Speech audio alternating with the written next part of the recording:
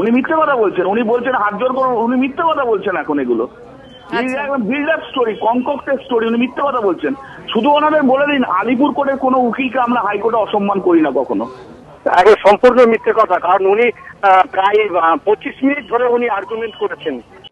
বাকযুদ্ধ চরমে। একটি প্রতারণার মামলার শুনানিকে কেন্দ্র করেই এভাবে এদিন তীব্র বাদানুবাদে জড়িয়ে পড়েন তৃণমূল সাংসদ ও অভিযুক্তর আইনজীবী কল্যাণ বন্দ্যোপাধ্যায় ও বাদীপক্ষের আইনজীবী তথা তৃণমূল প্রভাবিত বার কাউন্সিলের অধিকাংশ আইনজীবী। এজলাস ছেড়ে উঠে চলে যান বিচারক। কল্যাণ বন্দ্যোপাধ্যায়ের দাবি, আলিপুর আদালতের আইনজীবীদের অসৌজন্যের শিকার তিনি। কল্যাণী অশান্তির জন্য দায়ী। পাল্টা দাবি আইনজীবী সুব্রত মুখোপাধ্যায়ের। অ্যাকিউজড হয়ে সাবমিশন করতে এসেছিলাম মামলা করার জন্য। ডিফ্যাক্টো কমপ্লেন্টসের যে লয়াররা ছিল প্রায় 30-40 জন, তারা চিৎকার করে মামলা করতে দিল না। They are not allowed to argue, এবং জজও কিছু করতে পারলেন না। কোথায় এসছি?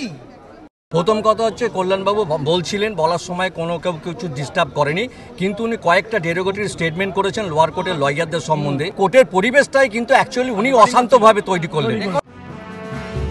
শেষ পর্যন্ত দ্বিতীয় দফায় শুনানির জন্য আদালত বসলেও অভিযুক্ত পক্ষের আইনজীবীরা সওয়াল করেননি। তারা লিখিতভাবে বিচারককে জানিয়ে দেন কল্যাণ বন্দ্যোপাধ্যায়কে সওয়াল করতে দেওয়া হয়নি, তাই তারা সওয়াল করবেন না।